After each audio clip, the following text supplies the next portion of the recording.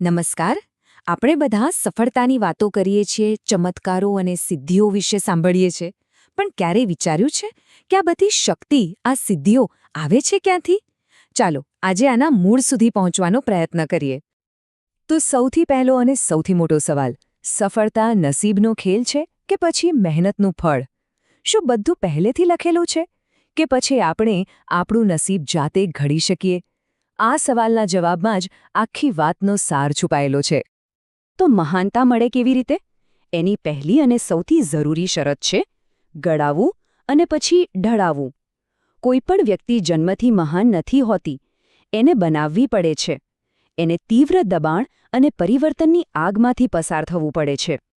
એક બહુ સરસ વાત છે, જેમ લોખંડના ટુકડાને ભઠ્ઠીમાં તપાવ્યા વગર એમાંથી કોઈ હથિયાર ના બનાવી શકાય, બરાબર ને? એ જ રીતે કોઈપણ વ્યક્તિને તપની ભઠ્ઠીમાંથી પસાર થયા વગર મહાન બનાવી શકાતી નથી. આ તપ એટલે કે અનુશાસન, એ જ કાચી ધાતુને એક શક્તિશાળી ઓજારોમાં બદલે છે. પણ આ તપના માર્ગ પર ચાલતા પહેલાં એક ખૂબ જ મૂળભૂત, એકદમ પાયાની પસંદગી કરવી પડે છે. એક એવો નિર્ણય જે બધું નક્કી કરશે, એક દિશા અને એક જ લક્ષ્ય. જુઓ, અહીંયા બે રસ્તાઓ એકબીજાથી બિલકુલ વિરુદ્ધ દિશામાં જાય છે.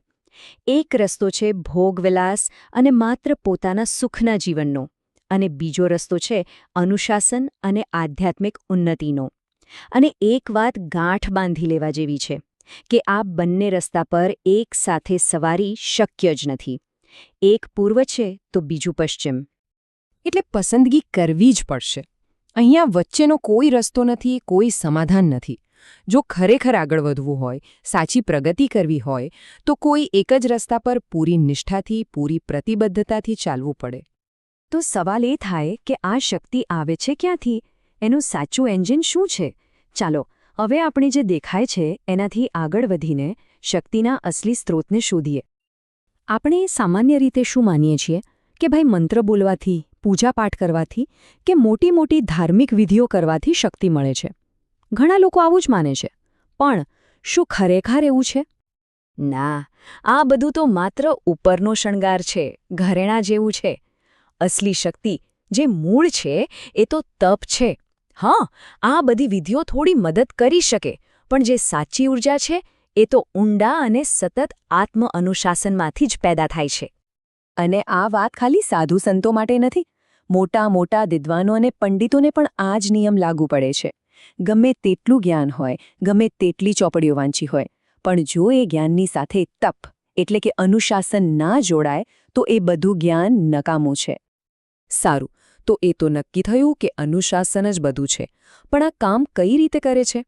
આને સમજવા માટે એક ક્ષણ માટે ઈશ્વરને એવી વ્યક્તિ તરીકે જોવાનું બંધ કરીએ જેને આપણે મનાવી શકીએ કે ખુશ કરી શકીએ. એના બદલે એમને એક સાર્વત્રિક શક્તિ, એક કાયદા તરીકે જોઈએ, એકદમ નિષ્પક્ષ. આને સમજવા માટે એકદમ સરળ ઉદાહરણ છે વીજળી, ઇલેક્ટ્રિસિટી.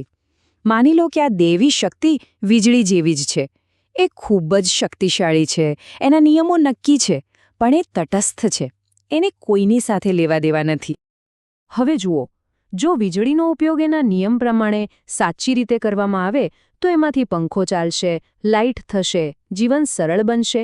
પણ જો એ જ વીજળીના તારને ખોટી રીતે અડવામાં આવે તો જોરદાર ઝટકો લાગશે. એને કોઈ ફેર નથી પડતો કે તમે કોણ છો. બસ આ જ વાત દૈવી શક્તિને લાગુ પડે છે. એને ખુશામત કરીને કે પ્રાર્થના કરીને વશમાં ના કરી શકાય. તપ એ બીજું કંઈ નહીં, પણ એ શક્તિના સાર્વત્રિક નિયમોને સમજીને એની સાથે તાલમેલ બેસાડવાની પદ્ધતિ છે. નિયમોનું પાલન કરો એટલે શક્તિ જાણે કે મદદ કરવા માટે મજબૂર થઈ જાય છે. તો આ બધી તો થઈ સિદ્ધાંતની વાત, પણ આને જીવનમાં ઉતારવું કઈ રીતે?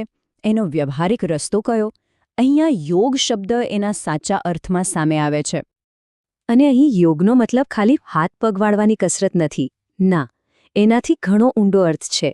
યોગ એટલે પોતાના વિચારો, પોતાનું ચરિત્ર અને પોતાના વર્તન, આ ત્રણેયનું સંપૂર્ણ શુદ્ધિકરણ, એક સર્વગ્રાહી અનુશાસન. અને જ્યારે આ શુદ્ધિકરણની પ્રક્રિયા થાય છે, વિચારો, ચરિત્ર અને વર્તન શુદ્ધ થાય છે, ત્યારે એનું સીધું પરિણામ શું આવે છે? એકાગ્ર મન. એક એવું મન જે ક્યાંય ભટકે નહીં. ચાલો હવે આખી વાતને જોડીએ. જોઈએ કે આ તપ, આ અનુશાસન અને આ યોગની પ્રક્રિયા છેવટે એક સફળ અને સ્વનિર્મિત ભવિષ્યનું નિર્માણ કેવી રીતે કરે છે. યાદ છે, અર્જુનને ફક્ત માછલીની આંખ દેખાતી હતી? બસ એ જ વાત છે. જેનું મન પોતાના લક્ષ્ય પર એ રીતે એકાગ્ર હોય અને જેનો સંકલ્પ પહાડ જેવો મજબૂત હોય, એનું ભવિષ્ય ઉજ્જવળ જ હોય છે. આ અભ્યાસ અને તપથી મળેલી એકાગ્રતા જ સફળતાની અસલી ચાવી છે. તો આ બધી ચર્ચાનો સાર શું નીકળ્યો? એક જ વાક્યમાં: સફળતા કોઈના આશીર્વાદની ભેટ નથી. એ આપણા પોતાના પુરુષાર્થ અને અનુશાસનનું પરિણામ છે. સફળતા કમાવી પડે છે, એ ભીખમાં નથી મળતી. અને હવે અંતમાં એક સવાલ જે આપણે સૌએ પોતાની જાતને પૂછવાનું છે. પોતાનું ભવિષ્ય ઘડવા માટે, પોતાની જાતને તપાવીને કુંદન બનાવવા માટે આપણે કઈ વસ્તુને એ આગમાં હોમવા તૈયાર છીએ? જવાબ આપણી અંદર જ છે.